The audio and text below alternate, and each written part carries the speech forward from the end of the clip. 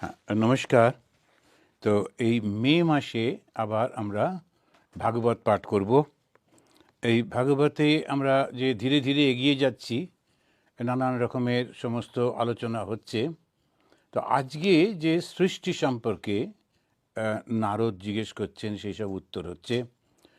তো ঘটনা মেনলি যে পুরো ব্যাপারটাই ঘটেছিল যে যখন সেই রাজা তিনি ঠিক করেছিলেন যে তিনি এমনি শরীর ত্যাগই করবেন, সে অভিশাপ পেয়েছিলেন 7 দিনের মধ্যে মারা যাব। তো সুতরাং তো রাজা পরীক্ষিত, তাঁকে ঘিরে সব কিছু হচ্ছে।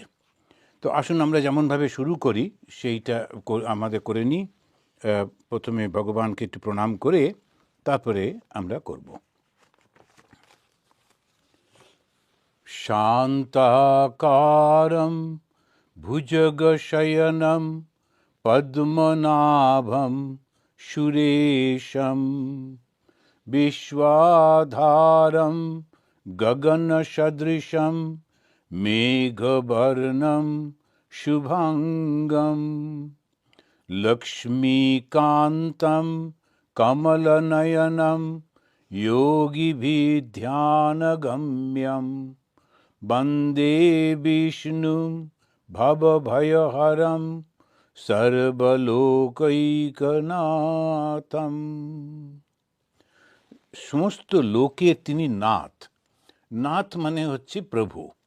সর্বলোকৈক নাথম, সমস্ত লোকের তিনি প্রভু। সেই বিষ্ণুকে আমরা স্মরণ করছি। তিনি কীরকম, প্রথমে কী একটা অসাধারণ শব্দগুলো ব্যবহার করে, শান্ত আকার, শান্তাকারম। তো শান্ত কেন শান্ত বলা হচ্ছে? তার মধ্যে কোনো বাসনাই নেই। যখনই কোনো বাসনা থাকে তখনই সে অশান্ত হয়, তখনই মনে হয় আমার এইটা হলো না, এইটা নানান রকমের চিন্তা থাকে।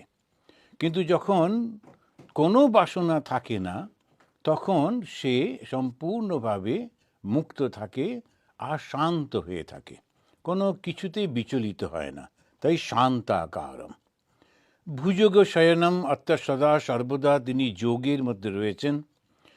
যে ভুজঙ্গ হচ্ছে সাপ, সাপের ব্যাপারটাই হচ্ছে সেই যোগের প্রতীক। তিনি পদ্মনাভম সুরেশম, তিনি পদ্মনাভ, তার থেকে সৃষ্টি হচ্ছে।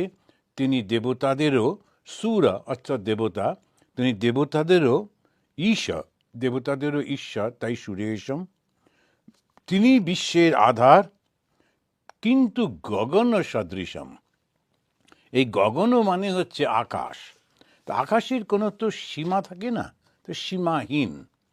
কেন শব্দগুলো কীরকম সুন্দর সুন্দর করে ব্যবহার করছেন। তিনি সীমাহীন, যেই মুহূর্তে সীমা থাকবে সঙ্গে সঙ্গে তিনি লিমিটেড হওয়া মানেই মৃত্যু থাকবে, ধ্বংস থাকবে, পরিবর্তন থাকবে। তাই তাকে বলা হচ্ছে যে তার কোনো সীমা নেই। তো সেটা সীমাহীন কি করে বলছেন? গগন সদৃশম। গগন মানে আকাশ, সেই গগন সদৃশম। অ্যান্ড মেঘবর্ণম শুভাঙ্গম।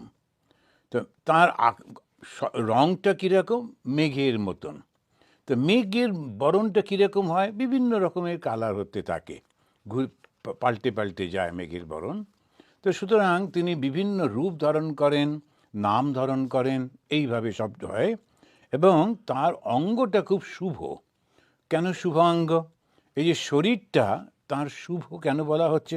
শুভ আর অশুভ এই দুটো শব্দ আমরা হিন্দুরা বারবার পেয়ে থাকি। সবসময় মনে হয় এটা হচ্ছে ভালো, এটা মন্দ ইত্যাদি চলতে থাকে। তা শুভ অঙ্গ মানে কি?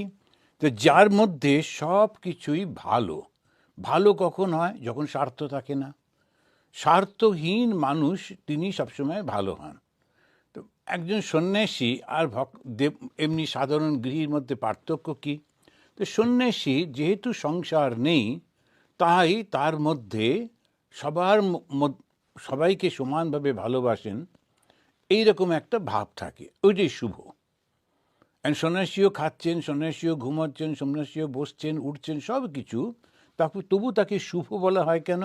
বাকি লোকেরা একই কাজ করছেন, তবু তাকে শুভ বলা হচ্ছে কেন?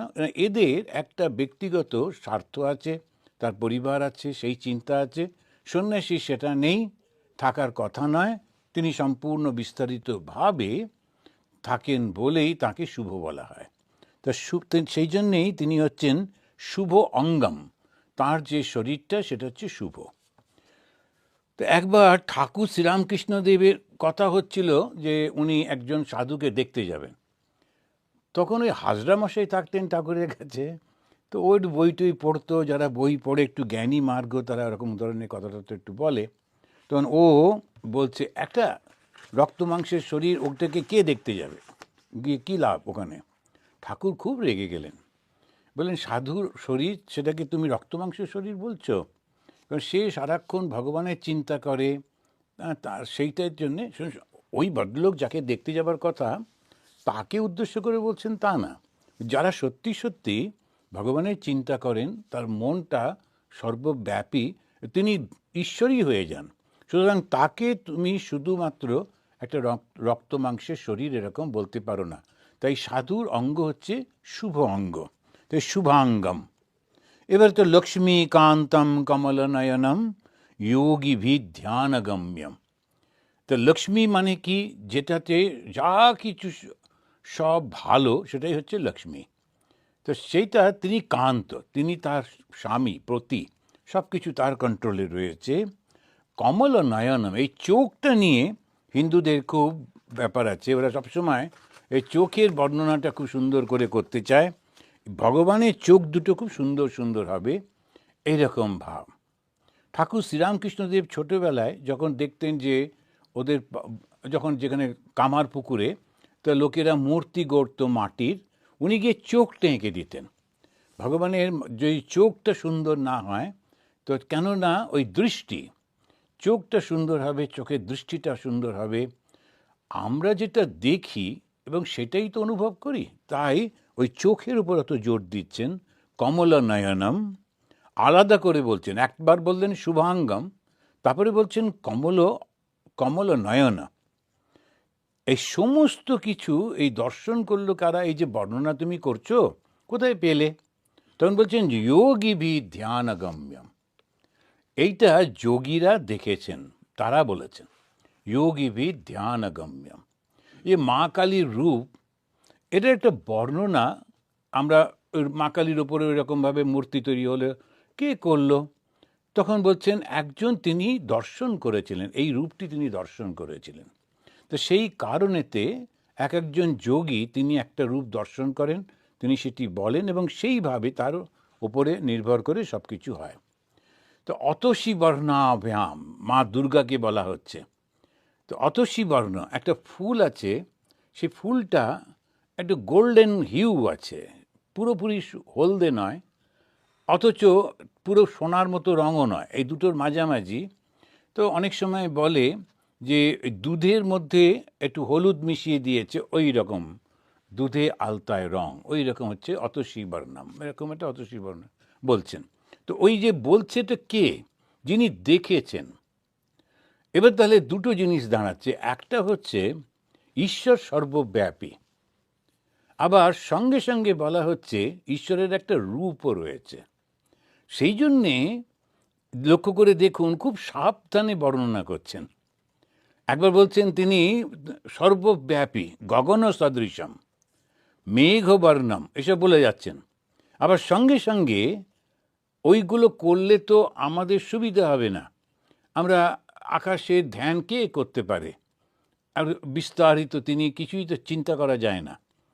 সুতরাং তখন আমরা একটা ডুয়ালিটি, একটা রূপে চিন্তা করছি। এবার রূপটা কীরকম? অসাধারণ সুন্দর দুটো চোখ, আর সেই সুন্দর চোখে তার মধ্যে আবার এইরকম ধরনের সব কিছু রয়েছে, তার রূপ, তার অমুক, তার সেই জন্য আমরা দেখতে খুব ভালো লাগছে।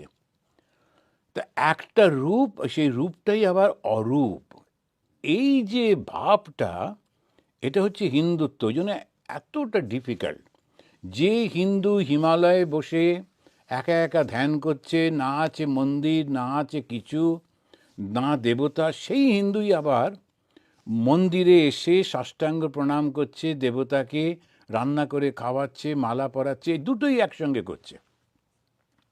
এটা সহজে পাওয়া যায় না। তো তো এইটাই হচ্ছে হিন্দুদের বৈশিষ্ট্য। জ্ঞান একসঙ্গে রয়েছে, তার সঙ্গে ভক্তিও রয়েছে। কর্ম এবং যোগ তো ওই দুটোর সঙ্গেই সম্পৃক্ত, তাই এই চারটে মার্গ দিয়েই তারা চলেছে। বন্দে বিষ্ণুম ভব ভয়হরম, এবার একটা নাম দিলেন, রূপ তো বললেন, তো শুধু রূপ বললে তো হয় না, রূপের সঙ্গে একটা নামও তো দরকার, নইলে স্মরণ করব কি করে।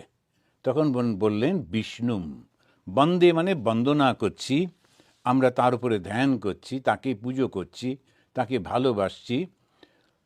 আর তিনি হচ্ছেন বিষ্ণু সর্বব্যাপিত্ব, আবার স্মরণ করিয়ে দিচ্ছেন। মানে ভয় হচ্ছে যদি তুমি এই রূপটাকেই ধরে নাও একমাত্র, তাহলে গোলমাল হয়ে গেল। আর সর্বব্যাপিত্বকেই যদি ধরে থাকো, তার যে এই রূপগুলোকে যদি তুমি না মানো, তাহলেও সমস্যা।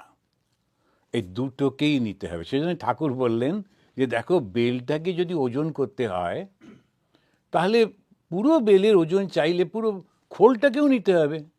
খোলাটা বাদ দিয়ে শুধুমাত্র তার শাঁসটা ওজন করব, তা কী করে হবে? আর বেল কিনতে গিয়ে বলে, বেলের দাম কত? বললো 5 টাকা কেজি। বললো ভাঙো, ভেঙে খোলটা বাদ দিয়ে শুধু শাঁসটা দাও, তাহলে কি ও দেবে? না, ওই খোলা শব্দ নিতে হবে তোমাকে। এই খোলটা কি? এই জগৎটা, এই জগতের নানান রূপ, নানান নাম। আর ভেতরের শ্বাসটা হচ্ছে সেইটি যেটি অদ্বৈতে আমরা দেখতে পাই। তা এইটাই হচ্ছেন বিষ্ণুম, বন্দে বিষ্ণুম। কি হয়? ভব ভয় হরম।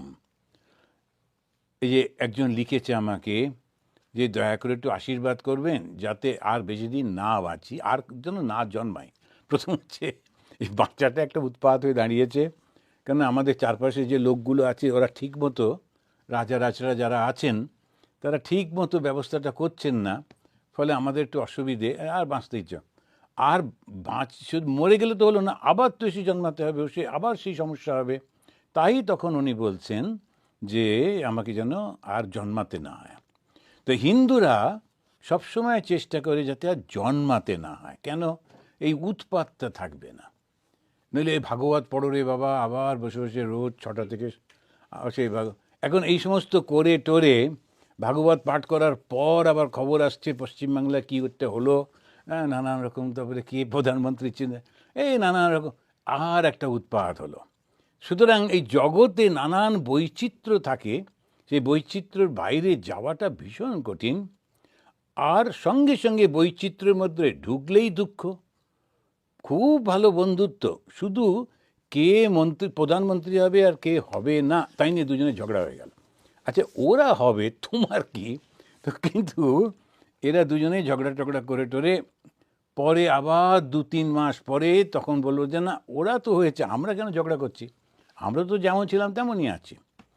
সুতরাং আমাদের যেটা ওই একত্ব চিন্তা করা, তা ধর্ম আমরা কেন করি? মুক্তির জন্যে। মুক্তিটা কি? এই দ্বৈত ভাব থেকে চলে যাওয়া। যে দ্বৈত ভাব যেটা আসে, দুইয়ের ভাব যেটা আসে, এই দুইয়ের ভাব থেকে সরে যাওয়া, সেটা হচ্ছে দ্বৈত ভাব। এই দ্বৈত ভাব থেকে মুক্ত হব। আমরা ভগবানের বাংময়ী মূর্তি ভাগবত পাঠ করছি, আমি নাম দিয়েছি ভগবানের বাংময়ী মূর্তি। এখন ভাষা দিয়ে একটা মূর্তি তৈরি করছেন, কি অসাধারণ! যে ভাষাটা দিয়ে দিয়ে ভগবানের রূপটাকে বর্ণনা করছেন, এই ভাগবত ছাড়া কোথাও পাওয়া যায় না। 18টা আমাদের এরকম পুরাণ রয়েছে, তার মধ্যে ভাগবত পুরাণ হচ্ছে শ্রেষ্ঠ, খুব পপুলার। কেননা এর মধ্যে ওই ভাষাটার খুব সুন্দর করে ভগবান বিষ্ণুর বর্ণনা করছেন। প্রত্যেকটি পুরাণ কোনো না কোনো দেব বা দেবীকে অবলম্বন করে হয়েছে। তো ভাগবত পুরাণ হচ্ছে বিষ্ণুকে অবলম্বন করে। তা আমরা শুরু করেছিলাম, সেই পাঠ করতে করতে এগোচ্ছি। তো Vedanta society of new jersey তারা এইটিকে করেন এবং তাদের জন্যে আমাদের করা হয় এবং অন্যরাও সকলে শোনেন। তো আমরা গত মাসে আলোচনা করেছিলাম, এই মাসেতে ভাগবতের 2য় স্কন্ধ 4র্থ অধ্যায়ে শ্রী সুখদেব অসাধারণ সুন্দর ভাষায় ভগবানের সংজ্ঞা দিচ্ছেন। এখন আবার একটু স্মরণ করিয়ে দিই, এই প্রথম কিন্তু দ্বৈত ভাব আসছে, এর আগে দ্বৈত ভাব ছিলই না। সব ছিল অদ্বৈত, ওরা সব একদম সেই সেই ঠাকুরের ভাষায় পোঁ ধরে থাকতো। এবার সুন্দর যে বাসনা হবে সেই সমস্ত হতো না। তো যখন আগেকার দিনে বড়লোকদের বাড়িতে, বা এখনও বোধহয় আছে, ওই বাজায়, ওটাকে কী বাঁশি বলে, সানাই বাজায়। তো সানাইয়ের একটা বাঁশি নানান রকম করে করে সমস্ত করে, আর একটা পেছনে একটা শুধু সুর ধরে থাকে, পোঁ করে চলতে থাকে। তো ওই যে ঠাকুর বলছেন আমি একঘেয়ে হতে পারবো না, একঘেয়ে কোনো হব, সৃষ্টিটাকেও নেব। এখন যদি সৃষ্টি না থাকে তাহলে এই মজাটাই তো থাকবে না। আমরা কোনো জায়গায় মুভি দেখতে গেলাম, গিয়ে দেখলাম সবাই খুব ভালো মানুষ, ঘন্টার পর ঘন্টা সবাই বসে বসে ধ্যান করছে। তা 2 ঘন্টা ধরে কে ওই মুভি দেখবে যে সবাই ধ্যান করছে? কেউ দেখবে না, একটা লোকও যাবে না। সুতরাং নানান রকম ঘটনা থাকতে হবে, এবং সেই ঘটনার মধ্যে দিয়ে আমরা একটা লক্ষ্যে পৌঁছবো, এবং সেটাই হচ্ছে সৃষ্টি, স্থিতি, প্রলয়। তো যখন একটা মুভি দেখি তখন একটা সৃষ্টি হচ্ছে, আর সেই সৃষ্টির মধ্যে নানান রকম ঘটছে, তারপরেতে একদম ভিলেন এলো, সে ধ্বংস করবার চেষ্টা করছে, তার সঙ্গে আমরা আটকাচ্ছি, করে টোরে শেষমেশ আমরা আবার ভালোভাবে পৌঁছে যাচ্ছি। তো এই যে সৃষ্টি, স্থিতি, প্রলয়, এই 3টের মধ্যে দিয়ে না গেলে আনন্দটা হয় না। তখন কথা হলো, আমরা যেটা করি সেটা বাধ্য হয়ে করি, আমাদের ইচ্ছা নেই যদিও, তথাপি করতে বাধ্য হই। গত জন্মে কারোর সঙ্গে ঝগড়া করেছিলাম, এই জন্মে কেউ এসে আমার সঙ্গে ঝগড়া করবে, সেটা তো স্বাভাবিক। গত জন্মে কাউকে কষ্ট দিয়েছিলাম, এই জন্মে আমাকে একটু কষ্ট পেতে হবে। সেই জন্মে আমার সঙ্গে রাজা জানাশুনো ছিল, তাই রাজা শাস্তি দেয়নি, বেশ বেঁচে গেছিলাম। কিন্তু যিনি রাজার রাজা, তার খাতায় ওই সব লেখা ছিল, এই জন্মে জন্মে আমাকে একটু কষ্ট পেতেই হবে। কোনো উপায় থাকে না, কর্ম যেটা করেছি। এখন এই সমস্ত নিয়ে এই সৃষ্টিটা, কিন্তু কথাটা হলো সৃষ্টি করলো কে? তখন বলছেন ভগবান। তো ভগবান যদি করলেন তাহলে খারাপটা করলো কে? তখন বলছে ভগবান। বলছে এ তো মহা মুশকিল, ভগবান তো ভালো, সেইটাই আমরা এই ভাগবতে পাবো। এখন এইটা আগেকার দিনের কেউ মানতে চাইতো না, তারা ওই নির্বিকল্প সর্বত্র ব্যাপী এক অদ্বিতীয় চৈতন্যকে নিয়েই থাকতেন। সেটার ওপরেই আমাদের এখানে তো সমস্ত সেই ব্যাসদেব, তিনি সমস্ত রচনা করলেন, সব কিছু হলো টলো। কিন্তু তথাপি ব্যাসদেবের মনে শান্তি নেই বলে তিনি একদিন খুব চিন্তান্বিত, যে কিছুতেই শান্তি আসছে না কেন, এত কিছু করলাম। সে মনে আছে আমরা প্রথমে শুরুতে আলোচনা করেছিলাম, তখন নারদ দেখা করতে এলেন। নারদ অত্যন্ত পণ্ডিত মানুষ এবং ভগবানের কাছেই থাকেন। তো সেই নারদকে জিজ্ঞেস করা হলো যে আচ্ছা আমার শান্তিটা আসছে না কেন? নারদ বললেন, তুমি তো যা করেছো সেটা হচ্ছে একেবারে উচ্চ স্তরের মানুষদের জন্যে করেছো, যারা ঋষি, তারা মুনি, এরা ওইটাতে আনন্দে থাকে। সাধারণ মানুষের কিছু তো করনি। সাধারণ মানুষগুলো তারা দারুণ কষ্টের মধ্যে আর হতাশার মধ্যে থাকে। আমাকে কি করতে হবে? তখন বললেন, ওই যে যিনি সর্বব্যাপী, তিনিই তো মানুষের রূপ ধরে এসে লীলা করেন, তার সম্পর্কে তুমি বলো। তখন সেইটাকে জেনে, কেননা মানুষ তার সঙ্গে মেলাতে পারবে, যে তিনি জন্মালেন, তিনি বড় হচ্ছেন, তার বন্ধুবান্ধব, তার শত্রু, তার নানান ঘটনা, মানুষ নিজের জীবনের সঙ্গে ওটাকে মেলাতে পারবে। তাই তো আমারও তো এরকম হচ্ছে। তখন তাকে ধরে ধরে মানুষ ওই উচ্চতায় পৌঁছতে পারবে, সাধারণ মানুষ তখন ওই উচ্চতায় পৌঁছতে পারবে। আর তুমি এখন যেটা করেছো সেটা হচ্ছে জন্ম থেকে শুদ্ধ যারা, সেই মুনি ঋষি, ওদের জন্যে সেটাতে লাভ হচ্ছে না, সাধারণ মানুষের জন্যে করতে হবে। তখন তিনি তাকে এই বর্ণনা করলেন, কৃষ্ণের রূপের কথা বললেন, রামের কথা বললেন, শ্রী বিষ্ণু থেকে সব কথা বললেন। তখন সেইটা নিয়ে তিনি ভাগবত রচনা করলেন। অসাধারণ ভাগবত হলো। এইবারে তিনি একটু সমস্যায় পড়লেন, এই রচনা করলেই তো হলো না, প্রচার তো করতে হবে। এখন প্রচার করতে যদি তিনি নিজে যান, যে জানো ভগবানের না একটা রূপ আছে, একটা নাম আছে, তিনি না নানা রকম লীলা করেন, এই যে দেখছো আমরা সব, তখন সবাই বলবে এটা পাগল হয়ে গেছে, সব কী কী কথা বলছে, আগে ভালোই ছিল এখন কী সব কথা বলছে। তখন তিনি দেখলেন এমন একজনের মাধ্যমে এই কথাটা প্রচার করতে হবে, যাকে লোকেরা মানবে। এখন দেখবেন যখন এই আমাদের অ্যাডভার্টাইজমেন্ট হয়, তখন একজন খুব ফর্সা, খুব সুন্দর দেখতে একজন অ্যাক্টর বা অ্যাক্ট্রেস, তিনি বলেন আমি এই সাবানটা ব্যবহার করি বলে, একটা খুব হাসলো, জীবনেও ব্যবহার করে না, কিন্তু সাবানটা সামনে নিয়ে বললো আমি এই সাবানটা ব্যবহার করি, আপনারা যদি এটা কেনেন আমার মতো ফর্সা হয়ে যাবে। লক্ষ লক্ষ সাবান বিক্রি হলো। এখন কেননা ও একটা, তার একটা দাম আছে না, সত্যি তো একে দেখতে খুব সুন্দর, বোধহয় সাবানটা মেখে ফর্সা হয়েছে, আচ্ছা আমরা তাহলে ট্রাই করি। এখন যদি সেইটা কেউ না করে থাকে, তাই এমন একজনকে দিয়ে বলাতে হবে লোকেরা মানবে। কাকে দিয়ে বলানো যায়? তখন তার মনে পড়লো আমার ছেলে সুখদেব, তাকে দিয়ে যদি বলানো যায়। কেন সুখদেব? সুখদেব হচ্ছেন জ্ঞানীদের মধ্যে সবথেকে শ্রেষ্ঠ। যতজন জ্ঞানী আছেন, জ্ঞানীদের মধ্যে আবার এক একটা না স্তর আছে। তো আমরা অনেক সময় মনে করি যারা সাধু হয়েছেন সবাই সমান। অবশ্য একদিক দিয়ে, আবার সবাই তো সমান নয়। কেন কি জ্ঞানের এক একটা লেভেল থাকে, অভিজ্ঞতার লেভেল থাকে। তো সেই জন্যে তো ব্রহ্মবিদ বরিয়ান, ব্রহ্মবিদ বরিষ্ঠ, এরকম বলা হচ্ছে, এক একটা গ্রেডেশন আছে। তো উনি ছিলেন একেবারে সেই ব্রহ্মবিদ বরিষ্ঠ, ওর থেকে একদম শ্রেষ্ঠ এক রয়েছেন।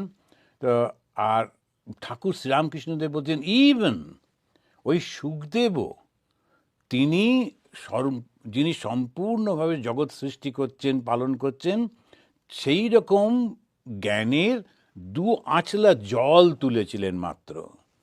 এত বিশাল সমুদ্র, তার থেকে 2 হাতে করে অঞ্জলি মতো ওইটুকু তুলেছিল। ওতেই সুখদেব সব থেকে বড়, তাতেই এউঢেউ। তো সেই সুখদেবকে দিয়ে যদি প্রচার করাতে পারি, কিন্তু সুখদেব তো ওনার সঙ্গে থাকেন না, সুখদেবের দ্বৈত ভাব পছন্দ হয় না, তিনি গিয়ে গুহার মধ্যে থাকেন। তখন তিনি একটা গান রচনা করলেন খুব সুন্দর করে, সেইটা কাঠুরেদের শেখালেন। বললেন এইবারে যদি এই গানগুলো করতে করতে কাঠ কাটবে, তখন যদি একটি লোক বেরিয়ে আসে, দেখবে যে এরকম ধরনের একজন যুবা পুরুষ, তখন তাকে আমার কাছে নিয়ে আসবে। এইসব করে টোরে সুখদেব এলেন। সুখদেব শুনতে পেলেন, কে আকৃষ্ট হলেন, তাহলে এলেন। প্রথম ভাগবত যিনি পাঠ করলেন তিনি হচ্ছেন সুখদেব। ভাগবত রচনা করলেন ব্যাসদেব, কিন্তু প্রথম যিনি এই ভাগবতটা শুনলেন এবং শুনেই মুখস্থ হয়ে গেল, বিশাল ভাগবত। আমরা মাঝে মাঝেই এই একই কথা বারবার বলছি, তাতেও মনে থাকে না। সেই তথা সুখদেব যখন ওটা শুনলেন তার পুরো মনে পড়ে গেল, তার মনে থেকে গেল।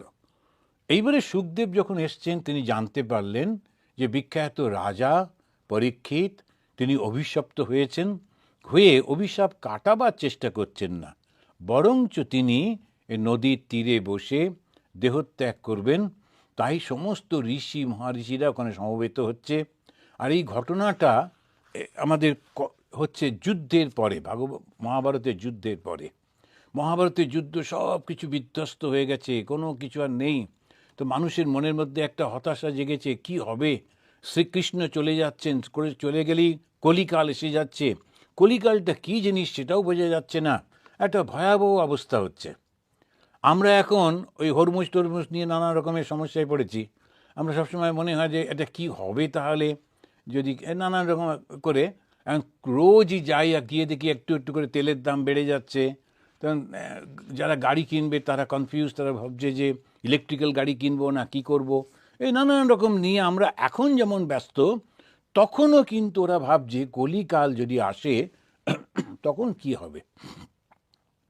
তখন স্বাভাবিকভাবে কৃষ্ণ যাকে অসাধারণভাবে আশীর্বাদ করেছিলেন, তার জন্মের আগে তার মায়ের গর্ভে তাকে রক্ষা করেছিলেন, সেই পরীক্ষিত মারা যাবেন এই কখনো হয়? নিশ্চয়ই ভগবান আসবেন, এসে তাকে আবার রক্ষা করবেন, এরকম একটা কিছু হবে। এই চিন্তা করে সব ঋষিরা মহাঋষিরা এসে সমবেত হয়েছেন। ওই রকম বড় একটা ঋষিদের সম্মেলন কোনো কারণ ছাড়াই, কেউ কাউকে ডাকেনি, নিজেরাই সব চলে এসছেন। রাজারা আগে যজ্ঞ করতো, ঋষিদেরকে নেমন্তন্ন করতো, এখানে নেমন্তন্ন কিছু নেই, নিজেরাই এসে হাজির হয়েছেন। কেন? কৌতূহল যে যখন এই ছেলেটি মারা যাবে তখন কি কৃষ্ণ আসবেন? কেননা কৃষ্ণ তো ওকে বাঁচিয়েছিলেন, ওর মাতৃগর্ভেই বাঁচিয়েছিলেন, নিশ্চয়ই এটা বিশিষ্ট কিছু ব্যাপার। তো সব এসে যোগ হয়েছেন। ওদেরকে দেখে তার ছেলে জন্মে যায়, তার কাজ বেড়ে গেল। এখন ঋষিরা এসে তো বসে পড়লেন ক্যাম্প ট্যাম্প খাটিয়ে, এখন তাদেরকে খাওয়ানোর ব্যবস্থা এটা। তখন সে ব্যস্ত হয়ে পড়লো যে না, এতজন এসেছেন, তাদেরকে দেখাশোনা করতে হবে। সে আচ্ছা, মৃত্যুটাকে নিয়ে একটা উৎসব হচ্ছে, একজন লোক মারা যাবে, ওরা সব এসে বসে পড়লেন, সকাল থেকে সব চান্টিং চলছে। আপনি শুধু কল্পনা করে দেখুন, একটা লোক মারা যাবে, তাকে ঘিরে হই হই হচ্ছে। বিভিন্ন ঋষি শুধু এক একা তো আসছেন না, তার শিষ্য সব আসছে, তারা এসে সব বসছে এক একজন এক এক জায়গায়, আর প্রত্যেকেই এক একটা মহাপণ্ডিত। সুতরাং কাউকে চটানো চলবে না, তাদের জন্য থাকার ব্যবস্থা, খাওয়ার ব্যবস্থা এসব হচ্ছে টচ্ছে। কে করবে? রাজা করছে। এখন বাবা মারা যাচ্ছে, বাবার পাশে না বসে ছেলে ছোটাছুটি করছে, এইরকম একটা পরিস্থিতি হচ্ছে। মৃত্যুটা একটা উৎসবে দাঁড়িয়েছে। আর সেই উৎসবটা হচ্ছে ধর্মীয় উৎসব। আর সেই উৎসবের মধ্যে যখন কোনো ধর্মের কোনো মানুষ আসেন, তখন তাকে সেবা কী করে করতে হয়? প্রশ্ন করে করে করতে হয়। পরিপ্রশ্নেন সেবায়া, তো প্রশ্ন করতে হবে। রাজা পরীক্ষিত তিনি তখন তাদেরকে প্রশ্ন করছেন, আমরা যেগুলো পড়েছি আমরা জানি। তো তখন ওরা সব নানানজন নানান রকম উত্তর টুত্তর দিচ্ছেন। এই সময় একটা হই হই উঠল। দেখছেন কে একজন আসছে, খুব অল্প বয়স, কিন্তু বিশাল পাহাড়ের মতো শরীর, গায়ে কোনো বস্ত্র নেই। বস্ত্র না থাকায় গা থেকে নানান রকম গাছের ডাল পাড়া পাতা টাতাগুলো ঝুলছে। তখন আর ছোট বাচ্চারা, তারা বুঝতে না পেরে ওর পেছন পেছন ছুটছে, পাগল ভাবছে, তারা কেউ কেউ ইঁটও মারছে, এরকম একটা পরিস্থিতি। কুকুরগুলো ঘেউ ঘেউ করছে। উনি নির্বিকারভাবে একটা বিশাল মানুষ, তিনি এগিয়ে আসছেন। ওকে দেখে সবাই উঠে দাঁড়ালো। তিনি হচ্ছেন সুখদেব। আর যারা উঠে দাঁড়ালেন তাদের মধ্যে সুখদেবের বাবাও রয়েছেন। ব্যাসদেবও উঠে দাঁড়িয়ে তাকে আমন্ত্রণ করছেন, সম্মান দিচ্ছেন। এখন জ্ঞানের কাছে বাবা মা বা ছেলে এরকম কোনো কিছু নেই, জ্ঞান হচ্ছে শ্রেষ্ঠ। তো বারবার এই কথাটা চেষ্টা করা হয়েছে বোঝাবার জন্যে। এই ভাগবতের মধ্যেই আছে যে কপিল তিনি তার মাকে উপদেশ করেছিলেন। মা ছেলেকে শিক্ষা দেয়, উপদেশ দেয়, এটা উল্টো হয়েছিল, ছেলে মাকে শিক্ষা দিচ্ছেন। আবার এইখানে দেখলাম সেই ভাগবতে সেই ছেলে আসছে, বাবা উঠে দাঁড়াচ্ছে, অন্যান্য ঋষিরা উঠে দাঁড়াচ্ছেন। তখন ওই রাজা দেখলেন, তো অন্যদের জিজ্ঞাসা না করে একেই জিজ্ঞাসা করি। তো সেই তিনি প্রশ্ন করেছিলেন। যখন সুখদেব তিনি এসে ভগবানকে উপলব্ধি করে বিহ্বল হয়ে গেছেন। সুখদেব জ্ঞানী, কিন্তু জ্ঞানী যখন ভগবানের এই বিশালতাটাকে এবং তার অদ্ভুত লীলাটাকে অনুভব করছেন, তিনি বিহ্বল হয়ে যাচ্ছেন। স্বয়েশ আত্মা আত্মবতাম অধীশ্বর ত্রয়ীময় ধর্মময় তপোময়, এরকম করে বলা হচ্ছে দ্বিতীয় স্কন্ধে 4th অধ্যায় 19 নম্বর শ্লোকে বলা হচ্ছে, সেই তিনি আত্মা জ্ঞানীদের মধ্যে, এবার অধীশ্বর ভগবান ভক্তদের মধ্যে। এবারে দেখুন, হিন্দু ধর্ম দুটোকে এক করে দিল। এই হিন্দু ধর্মের বৈশিষ্ট্যটাই হচ্ছে এটা, যে যখনই কোনো কিছু হয় তখনই ওরা কখনো বিভেদ রাখে না, সঙ্গে সঙ্গে এক করে দিচ্ছে, এটাও যা ওটাও তা, এরকম করে বলতে গিয়ে বলছেন স সেই, এস এই বা যিনি আত্মা, যাকে তোমরা আত্মা বলো। আমরা একটু আগেই শুনলাম যে সমস্ত ঋষি যারা সম্মিলিত হয়েছেন ওখানে, সবাই জ্ঞান পথের। তো জ্ঞানী যারা, তারা কি করেন? আত্মাকে তারা আত্মজ্ঞান লাভ করবার চেষ্টা করেন। তারা জিজ্ঞাসা করেন, হু অ্যাম আই, আমি কে, আমি কি এই শরীর, আমি কি এই মন, আমি কি এই দেহ, আমি কি এই, এরকম সব নানা রকম করতে থাকেন, বিচার করতে করতে গিয়ে পৌঁছান। তো সেই আত্মা সম্পর্কে বলতে গিয়ে বলছেন স সেই, এষা যিনি বা এই আত্মা আত্মবতাম, কাদের কাছে তিনি আত্মা? যারা জ্ঞানী, জ্ঞান পথের লোক। এখন যখন একটা হিন্দু সে কোনো ধর্মস্থানে যায়, সে কিন্তু বলবে, হে ঠাকুর ভগবান, তুমি আমাকে রক্ষা করো। আর মুসলিম যখন সেই দেবস্থানে গেলেন, আল্লাহ তুমি আমাকে রক্ষা কর। এখন যারা মুসলিম তারা ভগবানকে কি বলে ডাকে? আল্লাহ। আর হিন্দুরা বলে ভগবান, অন্যরা বলবে গড বা এরকম সমস্ত। এখানে জ্ঞানী, এখানে হিন্দু মুসলমান তো নেই, জ্ঞানী আর দ্বৈতবাদী। আর দ্বৈতবাদী যারা, তারা তো শক্তিশালী নয়, তারা তো জানে না কিছু। এই দ্বৈতবাদীদের প্রথম প্রতিনিধিত্ব করছেন জ্ঞানী শ্রেষ্ঠ, তিনি সুখদেব। তা এই বৈশিষ্ট্যটা অসাধারণভাবে ভাগবতে বলছেন। তিনি যে যাকে তোমরা আত্মা বলো, আত্মবতাম, তোমরা জ্ঞানীরা তোমরা যাকে আত্ম বলো, তিনি হচ্ছেন অধীশ্বরা, ঈশ্বরা। ঈশ্বরা মানে সেই ভগবান, তিনি হচ্ছেন ভক্তদের, তিনি কিরকম? ত্রয়ীময়। ত্রয়ী মানে তিনি বেদস্বরূপ। তোমাদের সব কিছু তো বেদস্বরূপ।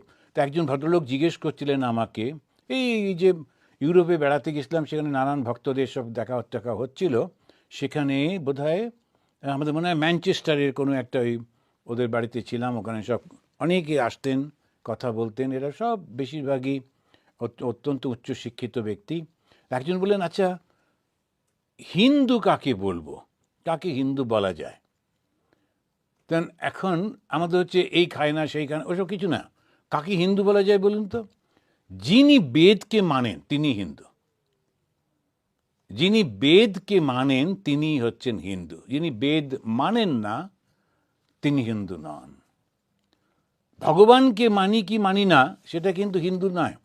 না আমি ভগবানকে মানি না সুতরাং তুমি হিন্দু নও, না সেরকম নয়। কেননা আমাদের যে ছটা আমাদের ফিলোসফি আছে, 6 সিস্টেমস অফ ইন্ডিয়ান ফিলোসফি, সেই ছটা যে ফিলোসফির মধ্যে 4টেই তো মানে না, 2জন মাত্র মানে, কিন্তু ওরা বেদকে মানে। তো বেদকে না মানলে তুমি হিন্দু নাও, সেই বলা হচ্ছে। তো উনি বলছেন ত্রয়ীময়, তিনি হচ্ছেন বেদ রূপ। ধর্মময়, তিনি আবার ধর্মের রূপ। আর তপোময়, তপস্যার রূপ। তো বেদটা কি? বেদ হচ্ছে জ্ঞান, এই সমস্ত জ্ঞান যার মধ্যে তিনি। আর ধর্মটা কি? ধর্মটা হচ্ছে ঠিক আমি কোনটা করব এবং কোনটা করব না এই সম্পর্কে একটা পরিষ্কার ধারণা, এবং সেই কর্তব্য যে পালন করি সেটা হচ্ছে ধর্ম। আর তপোময়া, আর তপস্যাটা কি? নিজেকে অন্যান্য প্রলোভন থেকে বাঁচিয়ে রাখা। নানান রকম চিন্তার ঢেউ আসে, কামনা আসে, তো সেই থেকে যে যিনি নিজেকে বাঁচাতে পারেন তিনি তপস্যা করে চলেছেন। সারাক্ষণ তপস্যা করে যাই আমরা অনেক সময় জানতে পারি না, বুঝতে পারি না। যেমন আমরা রোজ অফিসে যাচ্ছি, অফিসে যিনি বস থাকেন সে লোকটা দারুণ বিরক্তিকর ব্যবহার করে, খারাপভাবে ব্যবহার করে। আমি মেনে নিই। কেননা আমার একটা দায়িত্ব আছে বাড়িতে, আমি চট করে রাগ করে ছেড়ে চলে যেতে পারবো না, আমার অন্য কোনো উপায় নেই। সেই জন্যে খুব সুন্দর গিয়ে বসে নানান রকমের কষ্ট সহ্য করে তারপরে যতটুকু আমি মাইনে পাই সেটা বাড়িতে নিয়ে আসি। আমি তপস্যা করছি না? তপস্যাই তো করছি। তো ওটাও তো তপস্যা। আমার ইচ্ছে করে লোকটাকে রোজ একটা থাপ্পড় মারি, কিন্তু আমার বসটাকে গিয়ে সকালবেলায় হ্যালো স্যার বলে 3টি থাপ্পড়, আর সন্ধেবেলা ফেরার আগে গুড বাই স্যার বলে 3টি, ব্যাস 6টা থাপ্পড় হলেই আমার চলে যায়। এখন করে এরকম ভীষণ ইচ্ছা করে, তবু চুপচাপ থাকি। বাড়িতে বউরা যখন আসেন, নানান রকমের অত্যাচার, স্বামী এটা বলছে, ও এটা, সেই মেয়েটি চুপ করে কেউ জানে আমি কোথায় যাব? মা বাবা চলে গেছেন, দাদারা ভাইরা তারা নিজেরা, আমি এখন কোথায় যাই? অসহায়। তপস্যা করছে না? করছে, সহ্য করে চলেছে। সহ্য করো বলে এরকম যে বলা হয় তপস্যা। আমরা সবাই তপস্যা করি, প্রত্যেকটি অবস্থায় তপস্যা করছি, কিন্তু যদি ঈশ্বরের জন্যে করি বাস, তাহলেই ঠিক হয়ে যায়। সবাই চালাকি করছে, সবাই বুদ্ধিমান, নানা রকমের করে টোরে ওরা চলে। তো সেই বুদ্ধিটা বলছে সাত চাতুরি, ওই বুদ্ধিটাই হচ্ছে ঠিক বুদ্ধি, যার মাধ্যমে ঈশ্বরকে লাভ করা যায়। তো হিন্দুদের হচ্ছে ঘুরে ফিরে ওই ঈশ্বরে গিয়ে পৌঁছবে, তোমার ঈশ্বরকে যদি পেয়ে যাও বাস, তাহলে আর কোনো অসুবিধা নেই। তো এখানে বলছেন তোমরা যাকে আত্মা বলো, অর্থাৎ জ্ঞানীরা, তিনিই কিন্তু ভক্তদের কাছে ঈশ্বর। তিনি কীরকম? তিনি ওই সমস্ত বেদ ত্রয়ীময়। ত্রয়ী কেন বলল? ওই চতুর্থ যে বেদটা ঋক সাম যজু, এটাকেই ওরা বারবার বলতো বেদ। অথর্ব বেদটা অনেক পরে এসেছে, আর অথর্ব বেদটাকে ওরা যোগ করেছে কেন? অথর্ব বেদের মধ্যে বহু রকমের জ্ঞানকে একত্র করা হয়েছে। এটাও কিন্তু একটা বিপ্লব।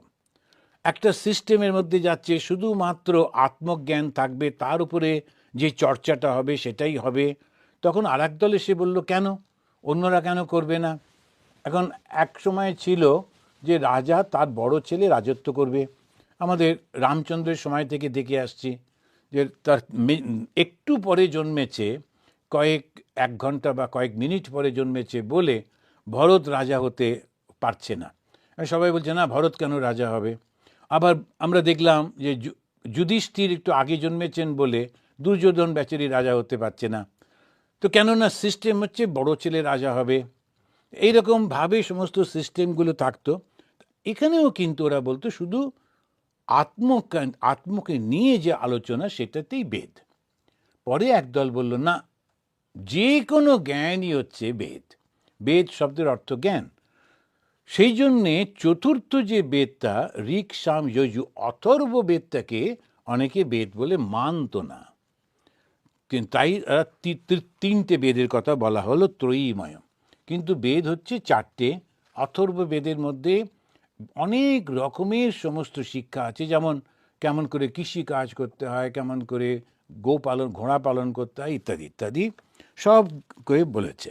তো ত্রয়ীময়। তারপরে ধর্মময়।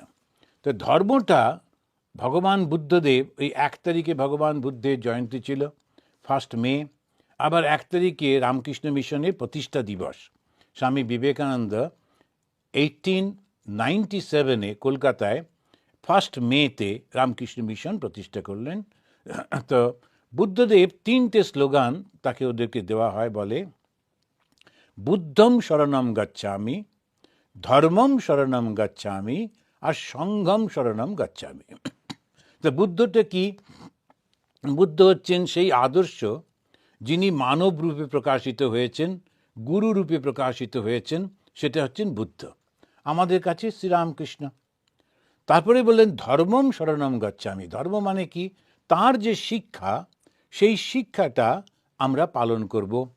তিনি যেভাবে আমাদেরকে চলতে বলছেন আমরা সেইভাবে চলব, এবং চলে তার কাছ থেকে আমরা সমস্ত আমাদের জ্ঞানটা পাবো। তো বুদ্ধদেব তিনি 8টা কথা বললেন। সে 8টাতে বললে প্রথমে সম্যক দৃষ্টি, ইত্যাদি বিচার, এরম করে করে করলেন 8টা। আমাদের রামকৃষ্ণ ঠাকুর বললেন যে তুমি যে করবে, প্রথম হচ্ছে আন্তরিকভাবে ঈশ্বরকে ডাকো, সত্যকে ধরে থাকো।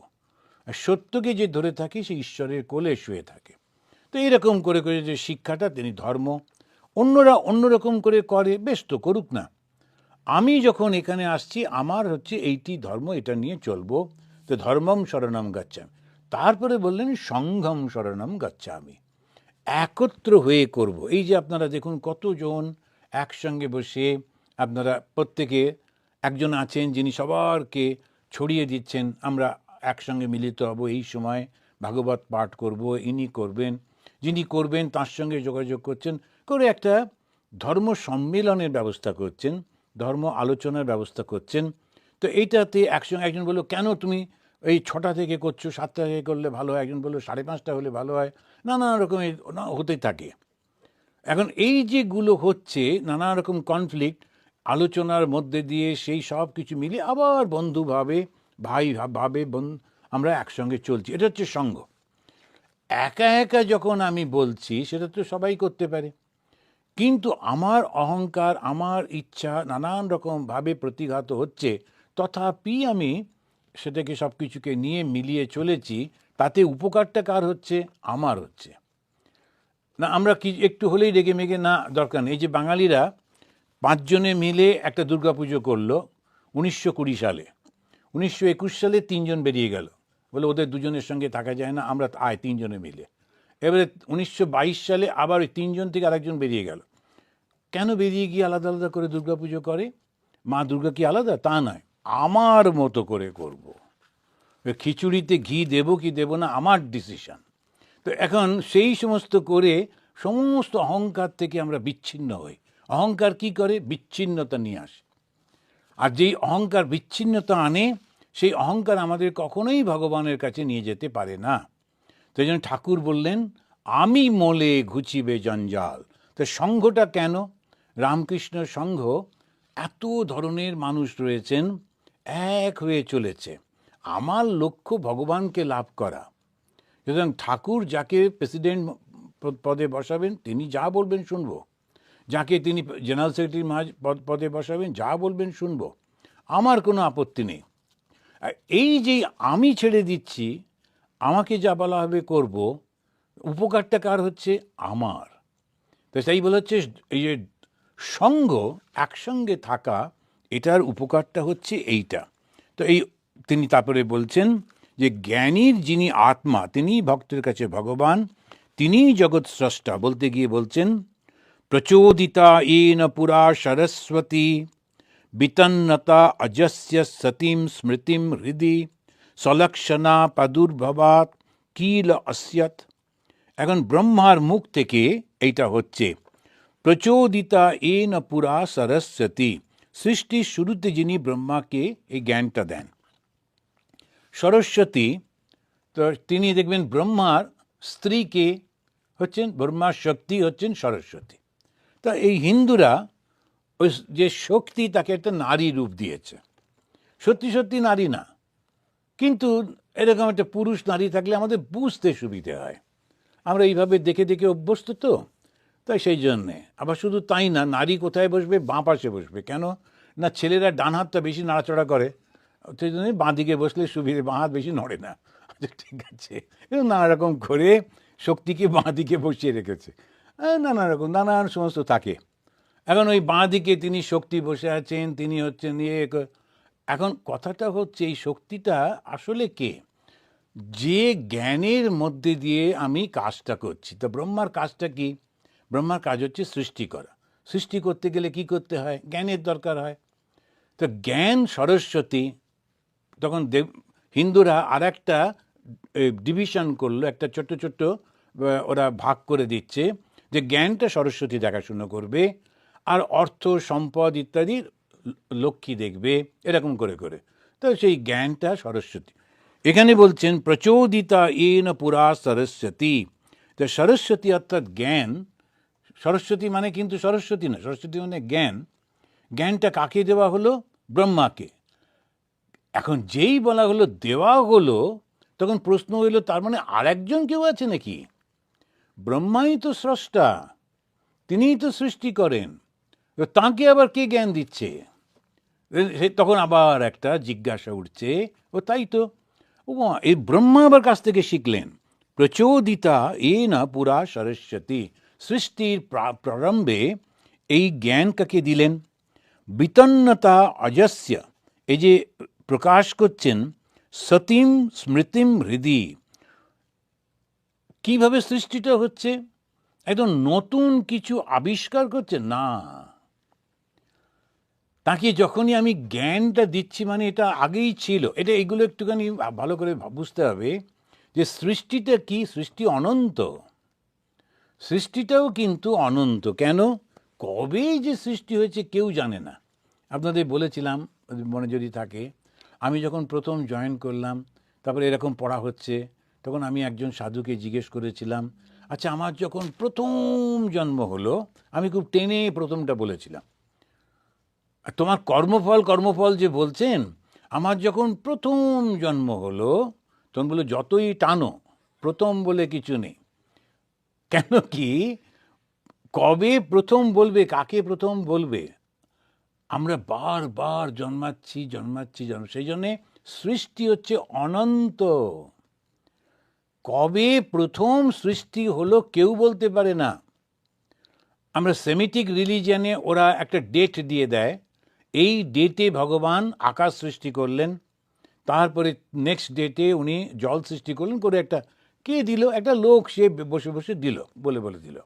তো ঠিক আছে, আমরা সেটা মেনে নিয়ে চললাম। তো হিন্দুরা আবার তা তো নয়, তুমি বললে বলে মানবো তা নয়, এমন প্রশ্ন করতে থাকে। সেজন্য একজন লোক খুব সুন্দর একটা কিছু বলছিল, গল্প টল্প, যে একটা পাতা পড়ছে সেটা বাঘ হয়ে যাচ্ছে, আর একটা পাতা পড়ছে সেটা কুমির হচ্ছে। তখন পাতাটা জলে পড়লে কুমির, ডাঙায় পড়লে বাঘ। তখন একটা লোক উঠে বলল, আচ্ছা ধরুন পাতাটা যদি হাফ জলে পড়েছে হাফ ডাঙায়, বলে এই ব্যাস, হিন্দু এসে গেছে, আর আমি গল্প বলবো না। কেননা হিন্দু মানেই তর্ক করবেই করবে, প্রশ্ন করবেই করবে। আচ্ছা হাফ জলে পড়েছে হাফ ডাঙায় পড়েছে, তোমার এইসব মাথায় করা, বলছি একটা গল্প শোনো না, সে শুনবে না। বলছি যে জলে পড়লে যদি কুমির হয় আর ডাঙায় পড়লে বাঘ, হাফ হাফ হলে কী হবে? এইগুলো হিন্দু সব সময় জিজ্ঞাসা করতে থাকবে। আর এই জিজ্ঞাসাটা যখন করে, তার থেকে সত্যি সত্যি নানান রকম উত্তর আসে। আর এই উত্তরটা বলছে যে তাকে তাহলে কে দিল? সতীম স্মৃতিম হৃদি, তার মধ্যে যে স্মৃতিটা ছিল সেইটা জাগ্রত হলো, হয়ে স্বলক্ষণা প্রাদুর অভূত কিল অস্যতা, তিনি সৃষ্টির পক্ষে স্মৃতি দিলেন এবং সেইটাই ব্রহ্মার মুখ থেকে প্রকাশিত হতে লাগলো। তা আমাদের যে সৃষ্টিটা, সেটা কবে কেউ করেছে কেউ জানে না। তাই স্বামীজিকে যখন জিজ্ঞেস করা হয়েছিল যে তোমাদের হিন্দু ধর্মে কবে প্রথম সৃষ্টি হয়, স্বামীজি বলেছিলেন, Hindus are bold enough to say we do not know. And সৃষ্টি কবে শুরু হয়েছে বললেই ভগবানের শুরুটা এসে যায়। তাহলে তা তো হবে না। তিনি যেমন চিরন্তন, সৃষ্টিটাও চিরন্তন। তা আমরা মনে করছি শুধু আজকে এটা, তা কিন্তু না, এটা কমপ্লিট হয়েই চলেছে, হয়েই চলেছে। তো তিনি ওই পঞ্চভূতের সাহায্যে জীব শরীর তৈরি করে তার মধ্যে অবস্থান করেন, করে তিনি ইন্দ্রিয় ইত্যাদি ইত্যাদি করে অবস্থান করতে থাকেন। তো এইটা আমরা যখন দেখলাম, রাজা পরীক্ষিত সুখদেবকে যে জিজ্ঞেস করেছিলেন সর্বশক্তিমান পরমেশ্বর তার মায়া শক্তির সাহায্যে কিভাবে, তিনি তিনটে প্রশ্ন করেছিলেন। তিনি বলছেন আমাকে একটু বুঝিয়ে দিন। প্রথমে বলেছিলেন আমার কি করা উচিত? তো ঈশ্বরকে স্মরণ করো। তাহলে বেশ, তো ঈশ্বরকে স্মরণ করব। আচ্ছা তিনি ঈশ্বর কি করেন? তিনি জগৎ স্রষ্টা, তিনি জগৎ রক্ষাকর্তা, তিনি জগতের ধ্বংসকর্তা, তিনি ছাড়া আর কিছু নেই। তখন ও বললো আচ্ছা 7 দিনের মধ্যে মারা যাবে, তবু জানবার ইচ্ছা। তখন বলছে 7 দিন পরে মারা যাবে, তোর এত জানার কি দরকার, তাড়াতাড়ি করে ধ্যান করতে বসলেই হলো, তা না। তখন বলছে আচ্ছা এইটা একটুখানি বলে দিন তো দেখি, জগৎ যে যিনি সৃষ্টি করেন, স্থিতি বিনাশ করছেন, তিনি আসলে কে আর কেনই বা করছেন? জগৎটা সৃষ্টি করে তারপরে তো সেটাকে রক্ষা করছে, তারপরে বিনাশ করে চলে যাচ্ছে। তিনি কেন করছেন এরকম? আর কি কি শক্তির আশ্রয় করে তিনি এই খেলাটা খেলছেন? আর নিজেকেই নানান রূপে সৃষ্টি করে তিনি লীলা করছেন, এই তত্ত্বগুলো আমাকে একটু বিস্তারিতভাবে বলুন। এইটা হচ্ছে প্রশ্ন। তো যখন আমি কি করব, আমার মৃত্যু এসে গেছে, তখন উনি বলেছিলেন ঈশ্বরকে ডাকো বলে। এইসব আলোচনাগুলো আমরা আগে আগে করেছি। এইবারে তিনি প্রশ্ন করছেন, আচ্ছা আপনি বললেন তিনি সৃষ্টিকর্তা, এবারে কিন্তু আমরা অদ্বৈত বেদান্ত থেকে নেমে চলে এলাম, এসে আর একটা জায়গায় পৌঁছলাম।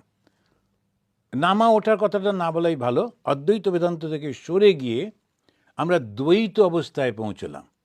এই দ্বৈত অবস্থাতে অ্যাকসেপ্ট করে নিচ্ছেন রাজা পরীক্ষিত। রাজা পরীক্ষিত সেটা অ্যাকসেপ্ট করে সেইটা সম্পর্কে বিস্তারিত জানতে চাইছেন।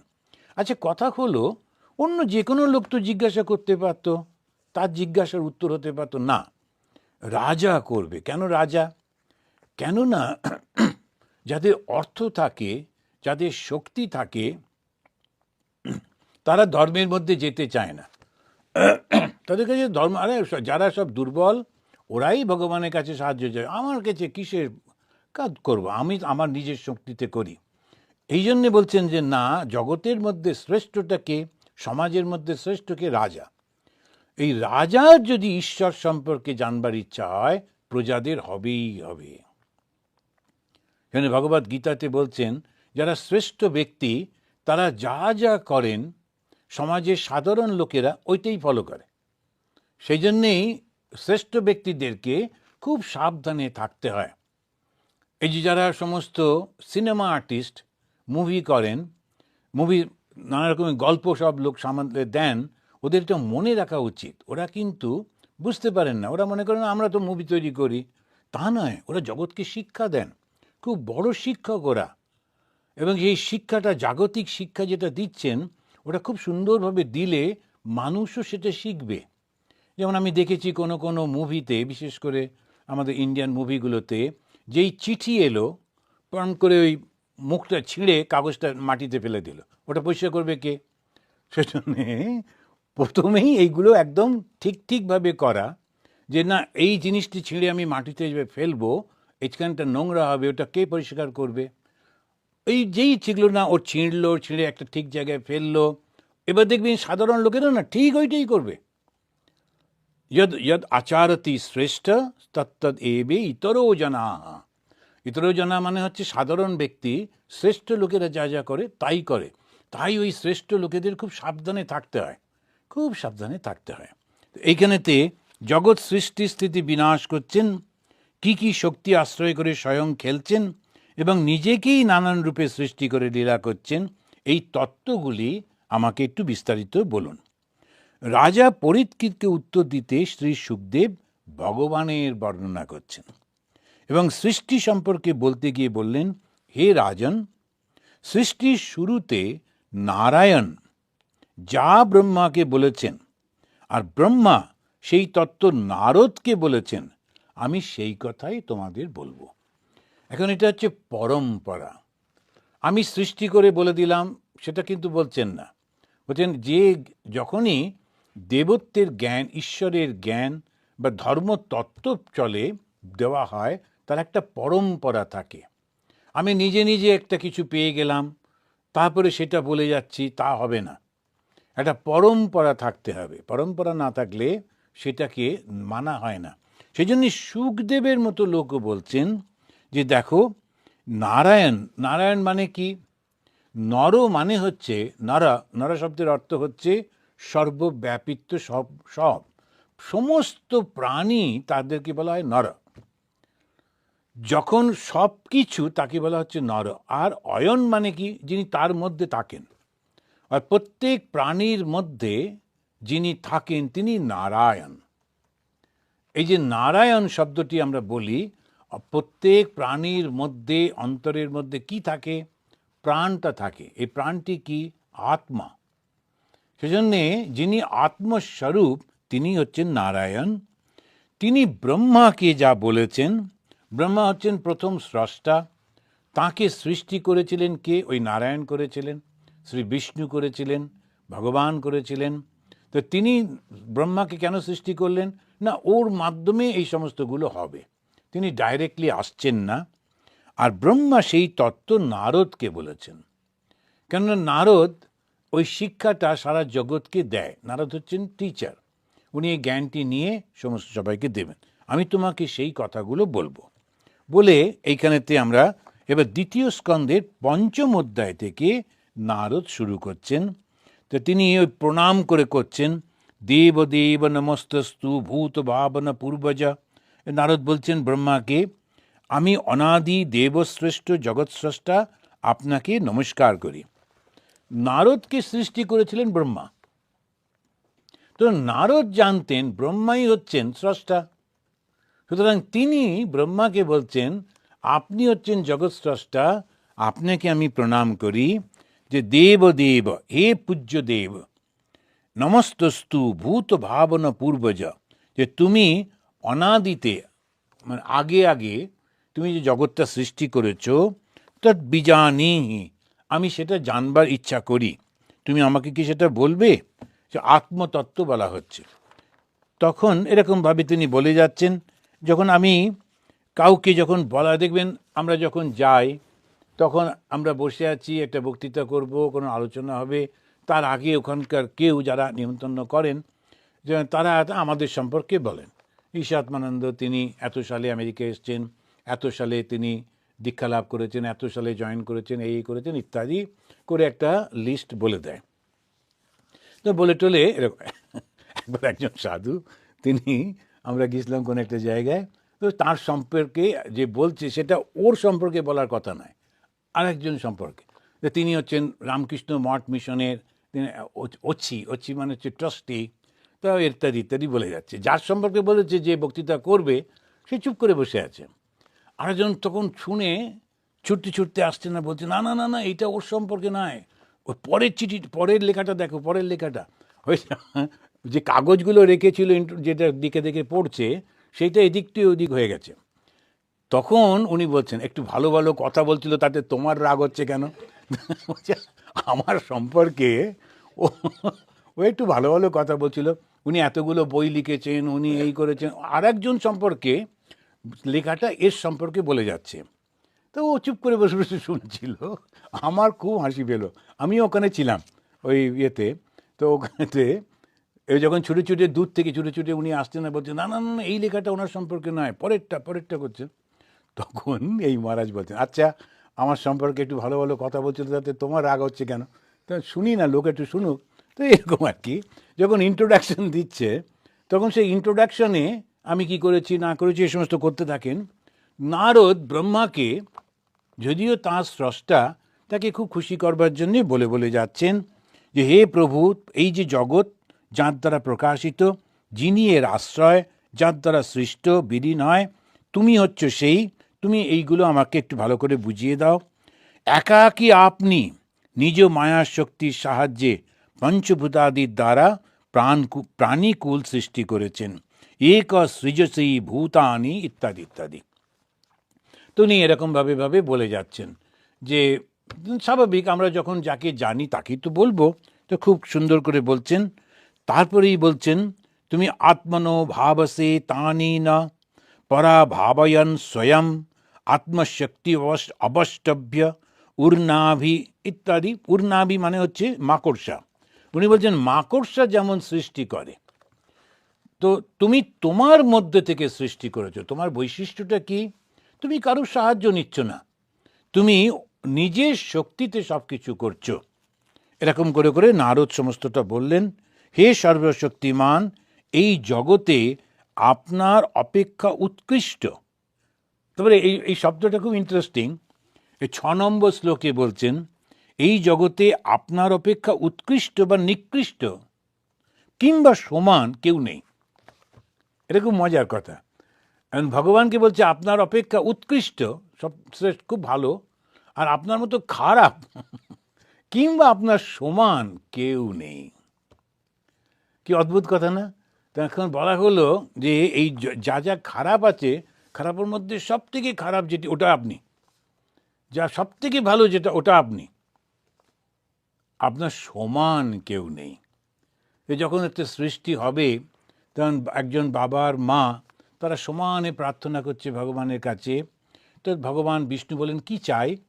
বলে আপনার মতো একটি ছেলে চাই। বলে আমার মতো ছেলে? আচ্ছা দাঁড়াও দেখি, একজন কাউকে যদি পাই পাঠাচ্ছি। তারপরে খানিকক্ষণ পরে ভগবান বিষ্ণু ফিরে এসে বললেন, না, আমার মতো আর কাউকে পেলাম না, সুতরাং তুমি তো আমাকেই যদি চাও, আমার মতো যদি চাও, তাহলে আমাকেই তো আসতে হবে, আর কি করব? তখন একজন জিজ্ঞেস করছিলেন, অনেক সময় এই কথাটা শুনে ভালো লাগে, তো তাই বলছেন, মহারাজ আপনার মতো যদি কেউ থাকে একটু পরিচয় করিয়ে দেবেন। তাই আমি বললাম যে বেশ ঠিক আছে, ওই টিভিতে দেখবেন সব আছে, ওইটি তাহলে পরিচয় করিয়ে দেবো। কারণ আমার মতো আর কাকে পাবো? এক একজন এক একটা স্পেশালিটি থাকে, তো তো আমাকে ভালো লাগছে মানে ওই আমারটাই হতে হবে, আর কি কাকে বলবো? তো এইখন সেই ভগবান বিষ্ণু, তিনি ওইরকমভাবে তার বাবা মাকে বললেন, তাহলে আর তো আমার মতো কাউকে খুঁজে পাচ্ছি না, তাহলে আমি তোমার সন্তান হয়ে জন্মাবো। তো ভগবান বিষ্ণু পরবর্তীকালে জন্ম নিচ্ছেন। তো এখানে যখন আপনি বলছেন যে আপনার মতো উৎকৃষ্ট, এত ভালো আর কেউ নেই, আবার সঙ্গে সঙ্গে কি সাহস বলছে আপনার মতো নিকৃষ্ট এরকমও আর কেউ নেই। এটা যদি কোনো আমাদের দেশনেতাকে বলা হয়, তাহলে আর সে বাঁচবে না, সঙ্গে সঙ্গে তাকে ওই আমেরিকা বলে একটা কি যেন জেল আছে, সেখান থেকে আর কেউ ফেরে না, ওই রকমে পাঠিয়ে দেবে। তখন এইরকম আমরা রেগে যাব। কিন্তু এই হচ্ছে হিন্দু ধর্ম। ভগবানকে বলা হচ্ছে তুমি হচ্ছে সর্বশ্রেষ্ঠ আর সর্বনিকৃষ্ট হচ্ছে তুমি। ভেবে দেখুন তো, যেই বলবে সব ভক্তরা রেগে যাবে না? রেগে যাবে তো। কেন বলা হচ্ছে? বলছে তিনি ছাড়া তো কেউ নেই। সুতরাং যখন একটা নিকৃষ্ট কোনো কিছু হচ্ছে, অত্যন্ত খারাপ কিছু হচ্ছে, সেটা এলো কোত্থেকে? যদি বলো বাইরে থেকে এসেছে, যেমন সেমিটিক রিলিজিয়ান, ওরা ওই শয়তান কিংবা স্যাটার্ন এই সমস্ত নানা রকম বলে, ডেভিল বলে একটা আলাদা কোনো গ্রুপ তৈরি করবার চেষ্টা করে। ওরা আলাদা, ভগবান আলাদা। ভীষণ ভুল, হতেই পারে না। যেই বলা হলো সঙ্গে সঙ্গে ভগবানের শক্তিটা দুখণ্ডিত হয়ে গেল। ওইটা হিন্দুরা করবে না। একেবারে উকিলি বুদ্ধি এমনভাবে লিখবে যে তুমি কিছুতেই ওটাকে পার করতে পারবে না। তো সেই জন্যে ওখানে বলছেন তোমার মতো উৎকৃষ্ট, তোমার মতো নিকৃষ্ট কিংবা তোমার সমান আর কেউ নেই। মনুষ্যাদি অথবা যে রূপ কিংবা নানান রকমের সাদা, কালো, লাল এই যে গুণ, মোটা ও স্থূল এবং সূক্ষ্ম, এই সমস্ত বস্তু তোমার থেকে সৃষ্টি হয়েছে। এই শব্দগুলো কেন ব্যবহার করছে? যাতে এমন একটা কিছু নেই যেটা তোমার বাইরে। তখন ওকে বলছেন যে তুমি আমাকে এবার একটু বলে দাও যে তুমি কেমন করে সৃষ্টি করেছো, সেইটা আমাকে একটু বুঝিয়ে দাও। 8 নম্বর শ্লোকে বললেন যে তুমি কেমন করে। আর একটা কথা, সৃষ্টির আগে তুমি যে ধ্যান করলে, কার ধ্যান করলে? তুমিই তো সৃষ্টি করছো। তা তুমি আবার কার ধ্যান করলে? তার মানে তোমার থেকেও বড় কেউ কি আছে? একটা সংশয় জেগেছে নারদের মনে। নারদ কে? ব্রহ্মার সৃষ্টি সন্তান, ব্রহ্মার সৃষ্ট সন্তান। এই নারদ ব্রহ্মাকে বলছেন আমি দেখলাম আপনি জগৎ সৃষ্টি করবার আগে ধ্যান করছেন, প্রত্যেকবার একটা করে সৃষ্টি করছেন, তার আগে ধ্যান করছেন। তার মানে কি আপনার থেকেও বড় কেউ আছে যার কাছ থেকে আপনি সব জ্ঞান নিচ্ছেন? আমরা এইখানেতেই আজকে শেষ করব।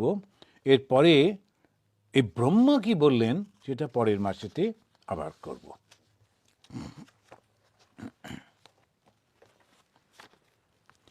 তো আজকে আমরা 3 বার শান্তি বলে শেষ করছি। ওম শান্তি শান্তি শান্তি। হরি ওম তৎসৎ। শ্রীরামকৃষ্ণ অর্পণমস্তু।